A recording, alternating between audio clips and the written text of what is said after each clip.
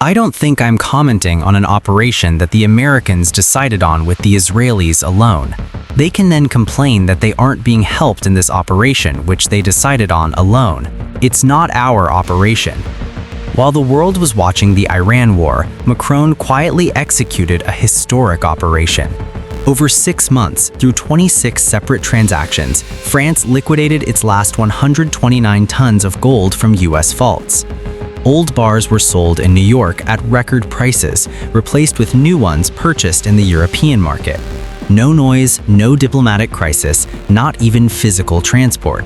And as a result, all 2,437 tons of France's gold reserves, down to the very last bar, are now entirely in Paris for the first time since the 1920s. But to grasp the true weight of this move, you first need to understand one thing.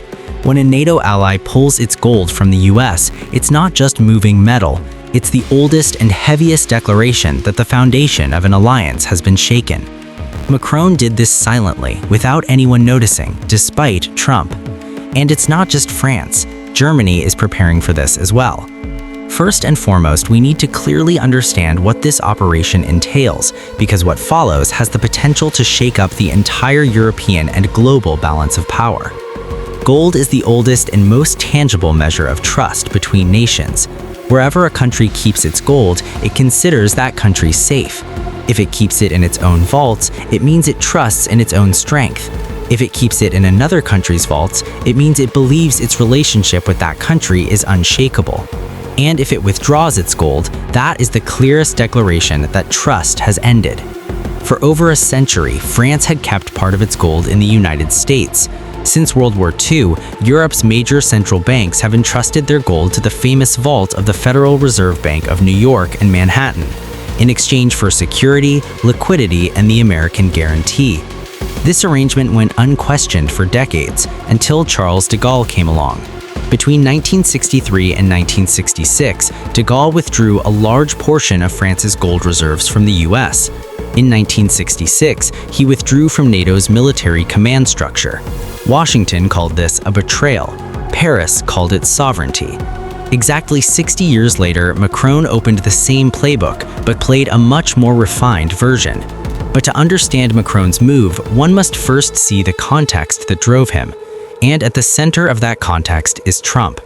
Trump's second term sent shockwaves through Europe, but this was no ordinary political tension. It was a historic turning point where the very foundations of the transatlantic security architecture built since World War II were called into question.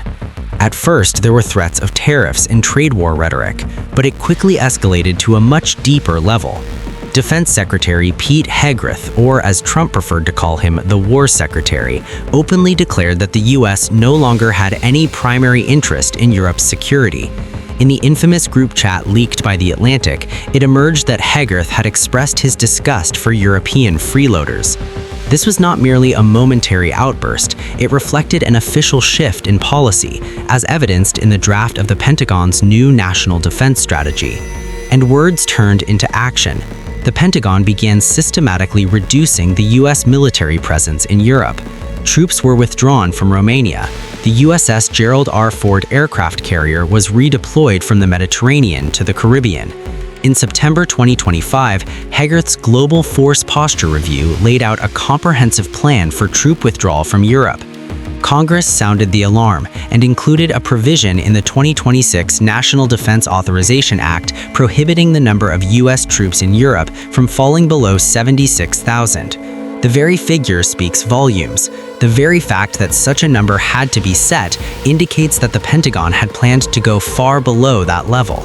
However, the truly devastating aspect of the withdrawal lies not so much in the numbers as in the functions. The Ramstein base in Germany is not just an air base, it is the headquarters of EUCOM, which coordinates all of NATO's operations in Europe, every US military operation in Europe. Every logistics operation and every intelligence coordination effort is managed from this headquarters.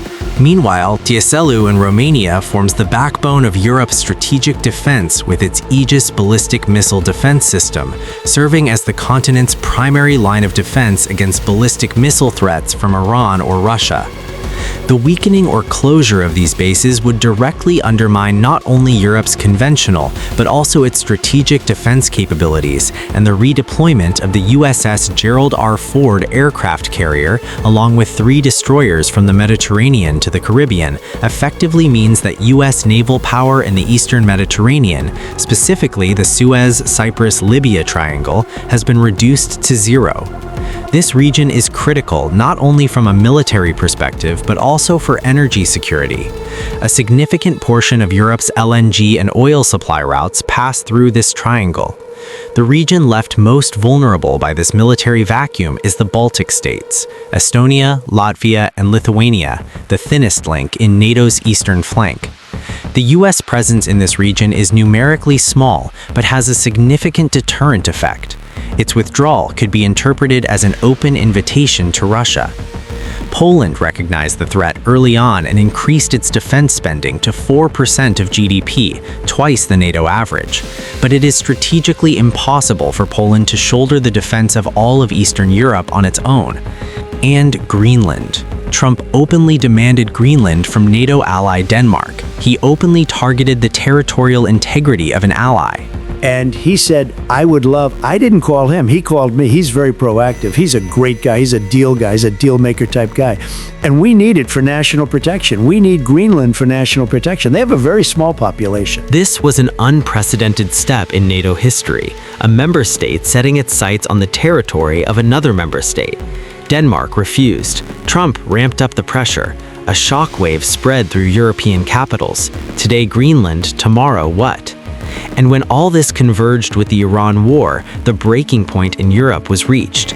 When the US-Israel coalition attacked Iran in February 2026, France refused to open its airspace and bases to the coalition. Italy and Spain also kept their distance. They called for a diplomatic solution, a ceasefire, and negotiations. Trump labeled his allies cowards and paper tigers. Debates over a partial withdrawal from NATO flared up in the French Parliament, the clearest challenge to the alliance's structure since 1966. A European diplomat summarized the situation as follows: the same movie plays out every day. The cause changes, defense spending, Greenland, the Strait of Hormuz, or something else, but the threats always come back. This is the context in which Macron's gold move must be understood. France has observed the US trend of withdrawing from Europe, its troop reduction plans, its claim on Greenland, the divisions over the Iran conflict, and the erosion of trust within NATO, and it has decided to shift its financial foundation away from American soil. The gold operation is not an isolated economic move. It is one of the most concrete, measurable steps toward Europe's evolution toward strategic autonomy. The doctrine Macron has championed for years, that Europe should manage its own defense, economy, and resources, is no longer theory, but practice. France's move did not come out of nowhere, and the ripple effect is being felt on multiple fronts. First wave, Germany. There are still 1,236 tons of gold in New York, 37% of its total reserves. The words of Michael Jager, president of the German Taxpayers Association, are clear. Trump is unpredictable. He'll do anything to make money. Germany's gold is no longer safe in the Fed's vaults. The Bundesbank tried to withdraw 300 tons from New York in 2013. It took 5 years. France completed the transfer of 129 tons in 6 months without any physical transport. The question in the German public is inevitable. If France can do it, why can't we? But Germany's situation is structurally very different from France's. It's not just a matter of scale, it's a matter of the depth of dependence. Germany is dependent on Ramstein, EUCOM, the nuclear umbrella, and the Aegis Shield. All of these dependencies are under US control.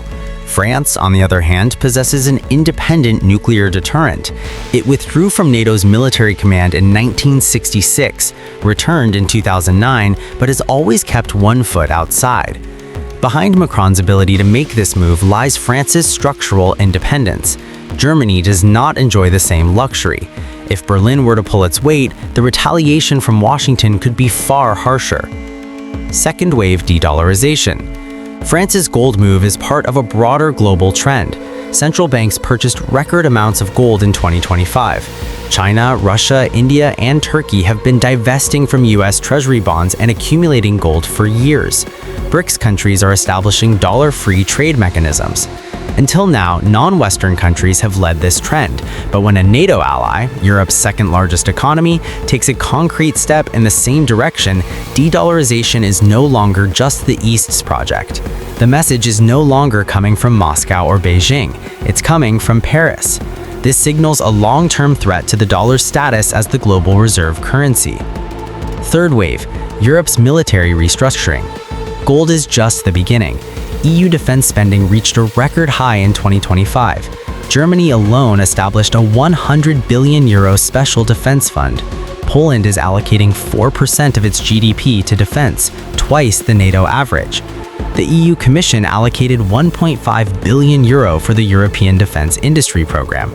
France and the UK have initiated dialogue on nuclear deterrence. All of these developments send the same message. Europe now aims to ensure its security without relying on the US. And the financial pillar of this goal, the most tangible measure of confidence, is keeping its gold in its own vaults. 129 tons, 26 transactions, 6 months, 13 billion in profit. And in the end, all 2,437 tons, down to the very last bar, are in Paris. De Gaulle did it with fanfare, Macron did it quietly. De Gaulle paid the price for it, Macron profited from it. There isn't a single French gold bar left in the New York Fed's vault, but Germany's and Italy's gold is still there. Trump is withdrawing troops from Europe, questioning NATO and targeting allied territories, and Europe is responding quietly by increasing defense budgets, building its own security architecture, and now shifting its financial foundation away from American soil. The gold move is the most concrete, measurable, and irreversible step in this response. In the short term, rhetoric in France-US relations will harden, but there will be no practical break.